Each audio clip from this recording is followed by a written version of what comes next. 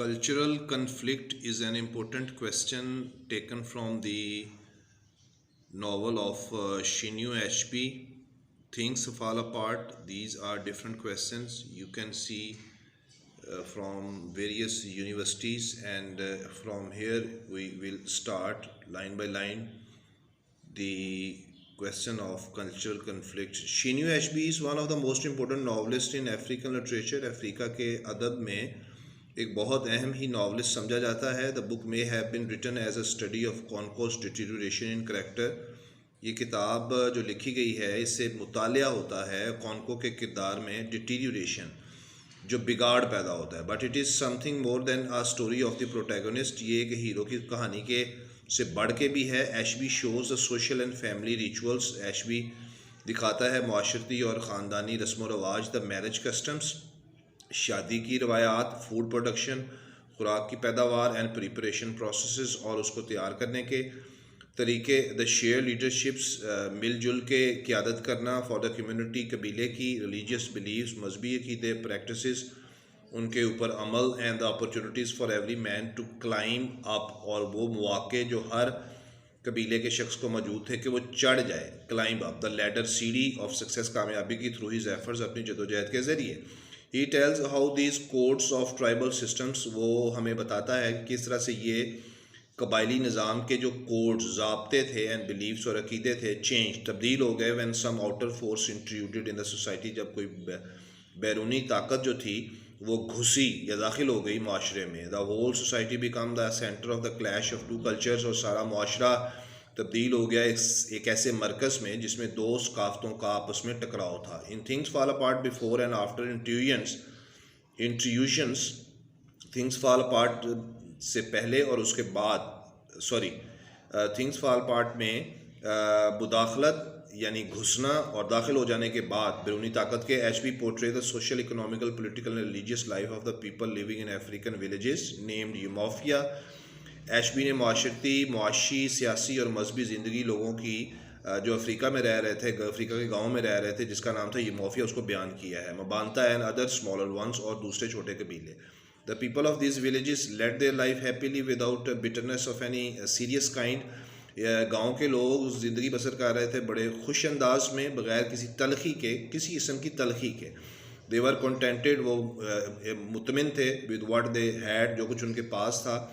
There main occupation was farming, उनका अहम पेशा फार्मिंग था. During sowing and harvest season, यानी फसलें बोने और कटाई के मौसमों में. They worked hard in their fields from morning till evening, वो सख्त मेहनत करते थे अपने खेतों में सुबह से शाम तक. They were quite unaware of what was happening in African continent around them, वो बिल्कुल नावाकिफ़ थे कि क्या हो रहा है अफ्रीका के बर आज़म के इर्द गिर्द. They did not have a knowledge of advance technology of farming, farming की जो तरक्की याफ्ता और जदीद टेक्निक्स थी वो से नावाकिफ़ थे. एंड मिलिट्री टेक्निक्स, और फौजी टेक्निक्स और तरीक़ों से भी वाकिफ़ नहीं थे. They were hospitable by nature, फितरतन बड़े मेहमान नवाज थे. They always gave warm welcomes to their guest, अपने मेहमानों को बड़ी गर्मजोशी से खुश आमदीद कहते. They offered them cola nuts and palm wine to drink, वो कोला नट्स और पाम वाइन पेश करते थे पीने के लिए अपने मेहमानों को. And rejoice in their company, और उनकी सोबत में खुश होते थे. They lived in cooperation with one another, वो एक दूसरे के साथ ताउन से रहते थे. फॉर एग्जाम्पल, मिसाल के तौर पर, Okonkwo stayed at Mbanta for 7 years of his exile, और कॉन्को क़याम करता है मबानता में 7 साल अपने जिलावतनी के बाद ही. Got full cooperation from his mother's brother, वो मुकम्मल ताउन हासिल करता है अपनी माँ के भाई की तरफ से. यूचेंडो एंड हिज सन, और उसके बेटों की तरफ से. Festivals not only provide them the opportunity of eating, drinking and merry making, यानी त्यौहार जो थे ना सिर्फ उनको मुहैया करते थे मौका खाने का, पीने का और खुशी मनाने का इन एन असम्बली, इकट्ठे होकर, but also help the people, बल्कि लोगों की मदद करते थे ये त्यौहार. To develop intimacy among them, कि आपस में इंटीमेसी यानी ताल्लुक़, दोस्ती और एक दूसरे के साथ ताउन. They had other sources of recreation, तफरी के उनके पास दूसरे भी ज़राए थे. They the most important of them was wrestling, और सबसे अहम चीज़ थी उनके लिए कुश्ती. The people were fond of seeing these matches, लोग इस कुश्ती के मैचेस को देखते थे. They dance with the beat of the drum, drum की, ढोल की बीट के साथ वो नाचते थे. And rejoiced in the victory of their favourite wrestlers, और अपने पसंदीदा कुश्ती लड़ने वाले की फतह पर खुश होते थे। They were fond of telling adventurous stories to their children. वो अपने बच्चों को मुहिम जोई की कहानियाँ सुनाते थे। So far as their political life is concern, जहाँ तक उनकी सियासी ज़िंदगी का ताल्लुक था। They were happy with it, वो इसके साथ खुश थे। There was a council of elders, बड़ों की एक काउंसिल बनी हुई थी, कंसिस्टिंग 9 ग्रेट मैन, जो 9 लोगों पर मुश्तमिल होती थी, ऑफ द क्लैंस कबीले के, to decide all the political issues, जो तमाम सियासी मामलात को तय करते थे इन अ डेमोक्रेटिक वे, जमहूरी अंदाज से। The people believed in the supremacy of one God, एक खुदा की बालादस्ती पर लोग यकीन रखते थे। whom they call चिकुवो, जिसको वो चिकुवो पुकारते थे। They had believe in spirits, रूहों पर भी उनका यकीन था, देवताओं पर भी, देवियों पर भी, और एकल्स मोजज़ात पर भी, बुरी रूहों पर भी, प्रीस्टहुड पादरियों पर भी, दवाइयों पर भी, मर्दों पर भी, एंड मैजिक और जादू पर भी। They were happy with their religious life in spite of certain traditional evils, वो बहुत खुश थे अपनी मजहबी ज़िंदगी से बावजूद मखसूस रवायती बुराइयों के, like throwing of infant twins के, जुड़वां बच्चों को फेंक देना, किलिंग ऑफ इनोसेंस बॉयज़, मासूम बच्चों को कत्ल करना, like Ikemefuna for others fault, दूसरों की गलती की वजह से मासूम बच्चों को कत्ल करना। Throwing of the people suffering from serious illness, अगर कोई संजीदा बीमारी का शिकार हो जाता था तो उसको फेंक दिया जाता था। इनटू ईवल फॉरेस्ट, बुराई के जंगल में, टू रॉट, ताकि वो गल सड़ जाए, एंड डाई, और मर जाए। एंड बैनिंग ऑफ ब्यूरियल, और पाबंदी लगा दी जाती थी कफन दफन पर, बाय द क्लेंसमैन, कबीले के लोगों की तरफ से, ऑफ द डेड बॉडीज़, उन मुर्दा लाशों पर, ऑफ द मैन, मर्दों की। Like a Okonkwo who happen to commit suicide, जैसे कि कॉन्को की लाश को कफन दफन के लिए छोड़ दिया गया था क्योंकि उसने सुसाइड की थी। Even for a great cause, एक बहुत बड़ी वजह के लिए। Clash of cultures develop when it external forces stepped into the Igbo villages, यानी ये सकाफतों का जो टकराव था वो तब पैदा होता है जब बैरूनी ताकतें कदम रखती हैं इग्बो के गाँव के अंदर, and began to create havoc, और हैवक तबाही पैदा करना शुरू कर देती हैं।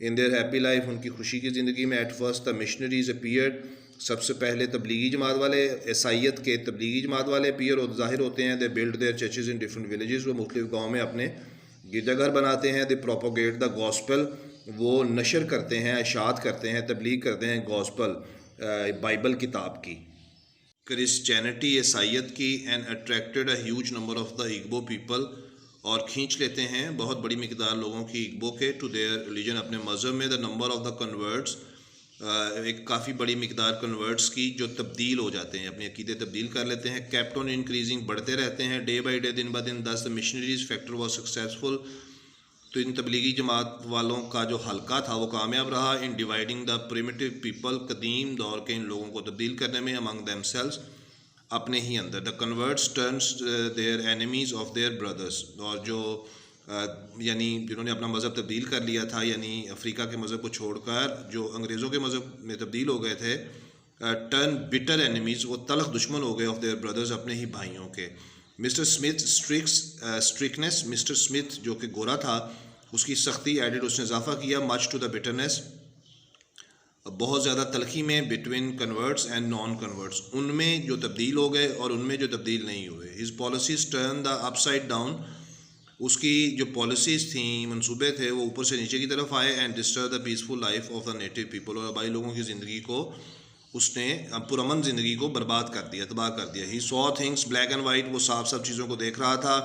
Called Igbo people the sons of darkness, और उसने इग्बो के लोगों को कहा कि आप अंधेरे के लड़के हो, बच्चे हो। Sorry, believed in slaying the profits, वो यकीन रखता था कत्ल करने में पैगम्बरों को, ऑफ इग्बो पीपल, इग्बो लोगों के।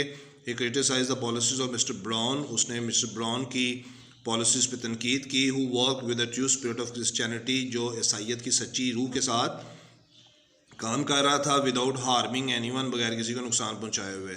However the missionaries by themselves failed to destroy Igbo culture, जो तबलीगी जमात वाले थे वो ख़ुद नाकाम रहे तबाह करने में इग्बो की सकाफ़त को। The real process of disintegration, असल अमल जो था डिसइंटीग्रेशन, इस तोड़ फोड़ का, बिगन शुरू हुआ when the colonial power set up it's government, जब इन कॉलोनियल ताकतवर बैरूनी लोगों ने यानी गोरों ने सेटअप इट्स गवर्नमेंट, अपनी हुकूमत बनाई।